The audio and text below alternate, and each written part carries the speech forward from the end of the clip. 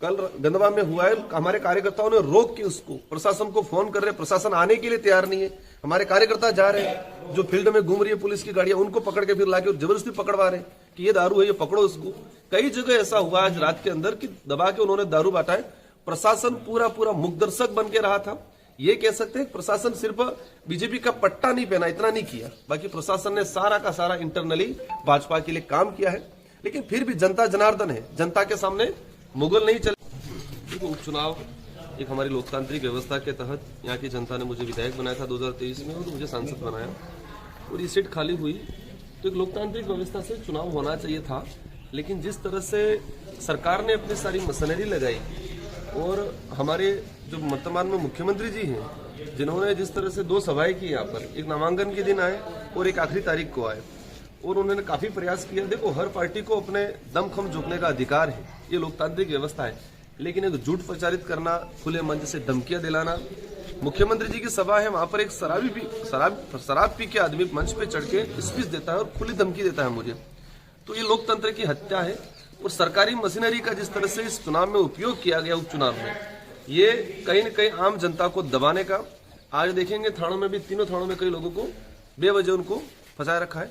और बीजेपी ने इतना दारू बांटा है, एक तरफ कह रहे हैं कि हम युवाओं के लिए, देश के लिए ऐसा काम करेंगे, खुला हमारे कार्यकर्ता दारू पकड़ रहे हैं।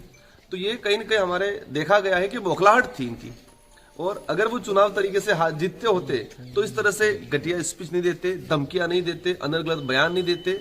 मैं मुख्यमंत्री जी को कहना चाह रहा था कि आप इस विधानसभा में आए तो आप 5 साल में क्या करोगे, इस 5 सालों में क्या करोगे, हेल्थ के लिए क्या करोगे, एजुकेशन के लिए क्या करोगे, युवाओं के लिए क्या करोगे, हमारा भाई जो गुजरात पलायन हो रहा है उसके लिए क्या करोगे, उस पर बात नहीं की उन्होंने।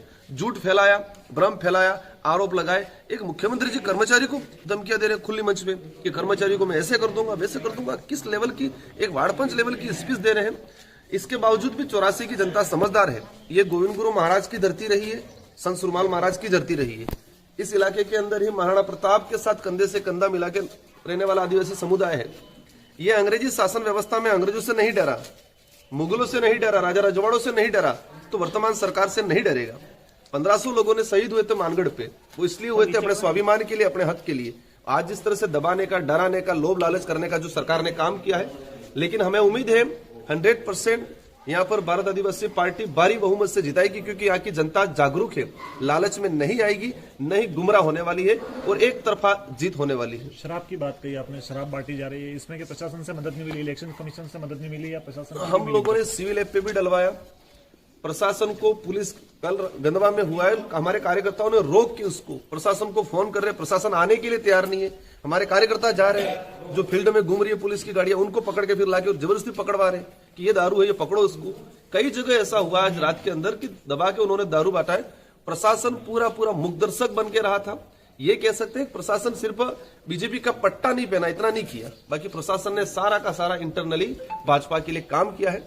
लेकिन फिर भी जनता जनार्दन है, जनता के सामने मुगल नहीं चले, राजा रजवाड़े नहीं चले, अंग्रेज नहीं चले, तो वर्तमान की तानाशाही सरकार के सामने नहीं चलेंगे। एक तरफा भारी बहुमत से जीत दर्ज करेंगे। आप इस सभी चैनल वालों को आप पता करना, थानों में कई लोगों को बंद कर रखा है बिना वजह के।